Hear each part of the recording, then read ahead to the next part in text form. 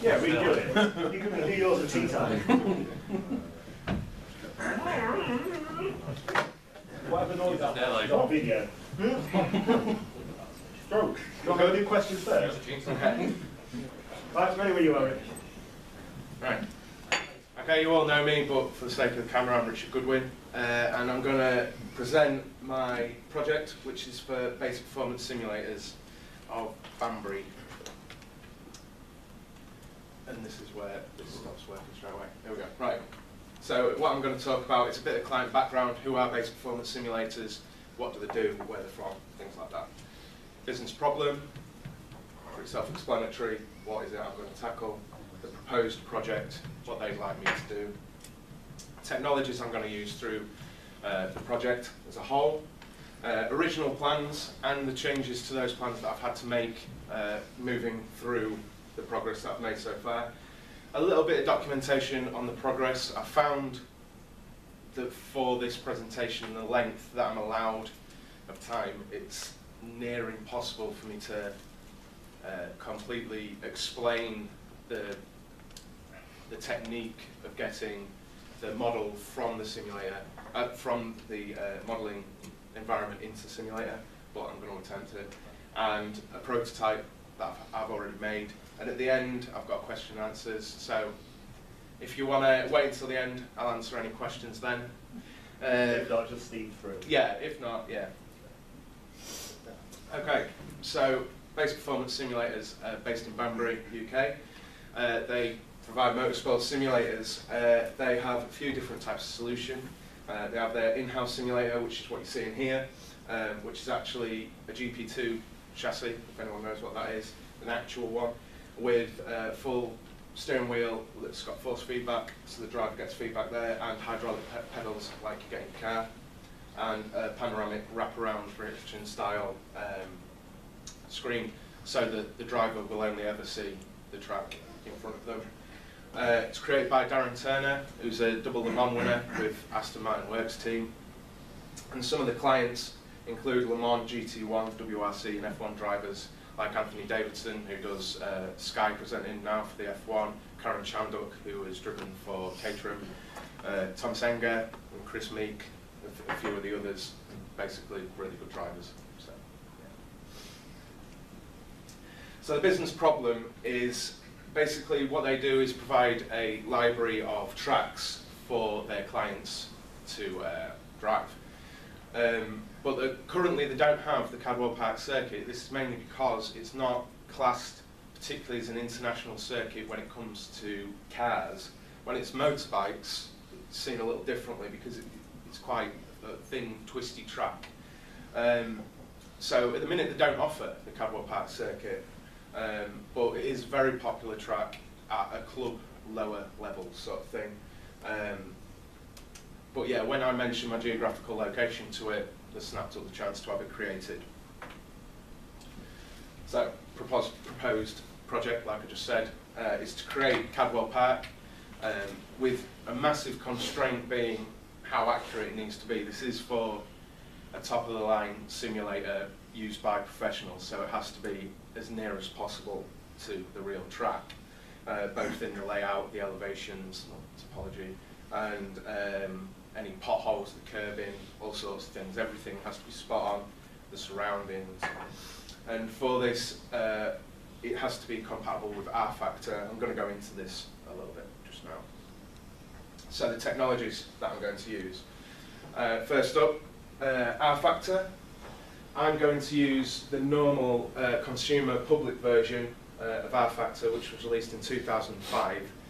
That's quite old now, really, if you're talking gaming and graphics, but the thing about it is the physics from a motorsport standpoint are basically perfect, so really good. The client uses what's called R Factor Pro, which is, the easiest way to explain it, is an open source version of R Factor. So ISI, the creators of R Factor, sell this license, and then companies like Basic Performance can get other people in to tweak the code to make the physics just how they want them for their particular application. A constraint set by my client was to use Autodesk 3ds Max 2009, That's the latest version that can work with what's called the G-motor texture material thing. I forgot what's called G-motor physics engine. Sorry, that's it. And basically, that's the way of getting the model into the simulation. 3ds Max isn't very good for me because obviously I only know Cinema 4D. So it's been quite a learning process attempting to use 3ds Max. Ideally, I'd like to have used the 2013 version, so it's as new as possible. But again, this is the last version that enables you to work with R-Factor. Another technology used, photography. In my research, I found that developers such as Codemasters and Turn 10 for Forza and the F1 games take upwards of 10,000 photos of a circuit. This is for the general layout, for different aspects of the track, and also a lot on the surroundings so you can get the immersive feeling so a driver can feel like they're actually driving around the track. Google Earth, it might sound a bit of a dodgy resource maybe, but it's cited as one of the most accurate map resources available when doing something to scale, because on Google Earth you've got a measuring tool and it's basically spot on. So you can get a top-down view of a circuit like Cadwell Park and use the measure tool and put it all to the correct resolution and such like, so you can put it into 3D environment and model the track as intended to the correct length. So Google Earth is what I'm going to use. There are other options if you've got more money, such as using GPS, or even if you've got a lot of money, a laser scan, which is perfection because it gets absolutely every lump and bump, but don't have any budget, so Google Earth is where it is. It's accurate enough for what we intend. Video camera, we're going to take some video of the track in February. I'm going to the track, I'm going to drive around and take video of it basically, and take different shots of different areas as well as the photography to supplement it, just so I've got as best an idea as possible when recreating it, what goes where and adapt the measurements and things like that. Though it has been stipulated that that's not to be used for scale or accuracy because apparently through my research, optics on video cameras distort elevation, so you can't get correct topology sort of thing. So that'll be down to photography, and ordnance survey maps will be used for that. And also the simulator, that's going to be used for feedback, and has already been used for feedback on a prototype which I'm going to show you, with the help actually of Darren Turner at later stages, so you can't get better feedback than that really, other than when they're testing your product. So. And in the centre, what we've got here is MoTech, which is data acquisition, and basically that provides telemetry, which I'm going to go into later. But one good thing for this is it was developed by McLaren and is still used by McLaren in gaining data from their F1 cars, so it's pretty accurate. Okay, so plans and changes. The initial plan was to have a layout demo for the 27th of January and produce that and deliver it to the client. Obviously, that couldn't be done. Because, well, it could have been done, but I, for this, wanted to have a prototype ready and some feedback from it. So I thought it would be advantageous to have it done earlier. So I brought my own schedule forward and had it ready and sent to the client by the 12th of January. And I've already got the feedback, which you'll see shortly. My initial plan was also to use an iterative development cycle.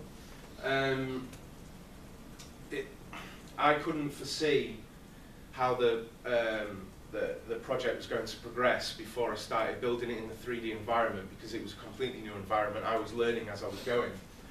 And without realising, I was throwing away prototypes. I was making them, and it wasn't what I wanted, so I'd throw them away. So inadvertently, I've moved to a throwaway prototyping model, The Gantt chart does now reflect the extra slack as well from my layout demo, that I've got extra time on my next milestones, which at the end of February, at the end of March, and then the final product is going to be the end of April. And at each stage I'm adding more textures, I'm adding more buildings to the environment and such like. But yeah, throwaway prototyping is the way I'm going, and it's also helping me learn the environment a lot better, because repetition of skill, I'm getting much faster at reproducing the track. Okay, so here's just a screenshot of how I've been working. It's going to look familiar to quite a lot of you, I suppose, if you look at it from a Cinema 4D kind of standpoint. But what we've got is a plane, and on that plane I've got a top-down picture of Cadwell Park. Now the important thing to this is, what I've done is measured the pixels, converted to meters, and got the plane and the image the correct size, sort of thing. So at the moment, this was an exercise in learning about scale and getting the correct scale into the environment. And it's important to note that a resolution of 1920, being out by 1 pixel is 0.15 meters. So if you're out by 10 pixels, which isn't much at nearly 2,000 pixels, you know, you're out by over a meter, which is quite a lot. So what I'm just showing here is a spline, basically, which is a line, tracing the track layout. Now, this, I worry that it looks oversimplified, because you know you could look at this and think, well, he's just tracing a spline and that's all he's doing. The thing about it is that the technical side to this is going from this and using a Bezier spline to do the track and moving it into the simulator, using basically a proprietary system with the G-motor textures, because there is no particular documentation on it, because it's used in industry. They don't basically want to give away the secrets of how they create these tracks, because they sell them for money, so they don't just give it up easily, sort of thing. My client is being helpful, but he isn't a track builder himself, they buy them. So, you know, the trial and error in it has been quite staggering, really. So what I've got here is a demo, if this will work, of my circuit in the base performance simulator in Banbury. And what we've actually got here is the second revision of, well, I'm saying it's the second official revision, but actually it's about the 17th revision of the track. And what this proves, even though it looks extremely basic, is the lines of communication with my client, the proof of concept that it can actually be done, and that I've got the technique correct for getting it from 3ds Max into the simulator. One thing to note, one thing I had trouble with was there are, like on a racetrack, you've got a pit lane and multiple chicanes and maybe different layouts and things like that. It took me a long, long time to figure out how to add different sections of track to an already existing part. And at the bottom here, you'll see an example of what I'm talking about after this left turn. Slightly up the straight, there's a little chicane that's used by motorbikes, just there. And that just took me way longer than it probably should have to get into the simulator.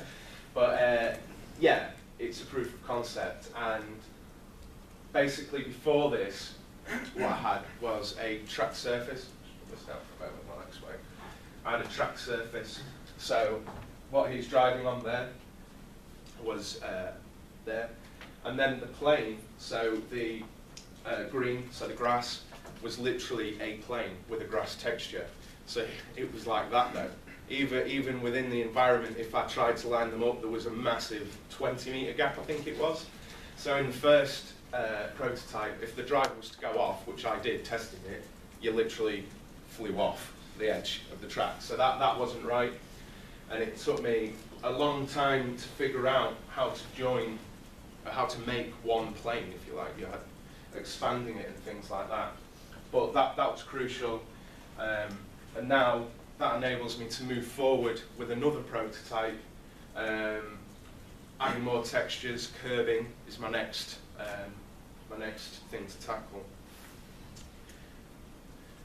This one is just for Carl. This is telemetry. Now I'm thinking about, I should have probably done a printout, but this is showing sort of the technical side of the project. And what you've got here is measurables for everything in the simulator, literally everything you could possibly care about. So you've got speed, you've got throttle input, you've got steering angle, you've got gear, you've got brake, G-forces that a real driver would experience. Absolutely everything you could possibly measure is being measured by this. And this is what I can use going forward to make sure what I'm providing is correct for the client. But we don't need to look at this because that is basically what the company would use to give feedback. What we need at the moment are these measurables here. Now this that's at the bottom is my track. It's not a preloaded Cadwell Park. That is my layout, which if you know anything about Cadwell Park is basically correct. But then up here we've got lap distance, lap times and things like that. And that's what we're interested in for the next pack. What we've got, one of the biggest requirements that my client went over and over and over about was that it had to be within 1%. There was a threshold of 1% of the real length of track. The real length, 3.477 kilometres, and with my testing and my early prototypes, I've managed it with 3.498 kilometres. And I think I've still got a little bit of room of about 8 metres left. I think it's about 32 metres, 1%, I've forgotten exactly, but I did work it out. But I'm within it, basically. So that provides a lap time that's realistic, and that's obviously crucial to the client because he needs to simulate that. So, open it up to you guys, that's it. If you've got any questions, fire away. Okay. How do, you might have already said this, but I'm sorry if you have. I assume you get like a 3DS file or something like that. Like Yeah. when you, how do they take that and then play? Actually, I didn't go over it. I forgot. Actually, what you get is you've got the proprietary engine, the G motor, which ISI, the creators of R Factor, created so that people could create tracks in cars for their simulator. And what you do, you take the track, and you've got different sections. So you've got the track itself, the surface, the interior, the exterior, you know, the grass, and also timing. They're like hidden. You have a plane with a material which registers when a car passes through it. You have to put like a collision detector on it, and you hide them. And what you do, you export them within the G-motor system to a mesh file, and also there is a little bit of scripting. I don't think it's in any particular language, but it seems quite simple. I didn't have to research it. I've just looked in the file and could change it. I'm not sure. Maybe it's just the experience we've had. I don't know. And you're telling the simulator which files to import from this file, but it's not a 3DS file. It's a mesh file. I think it's a particular file type that this G-motor converts it to from 3DS. That answers your question. Yeah. Any more? No? No, but very good. Father Rich? Right. Rich also had another good idea, didn't he?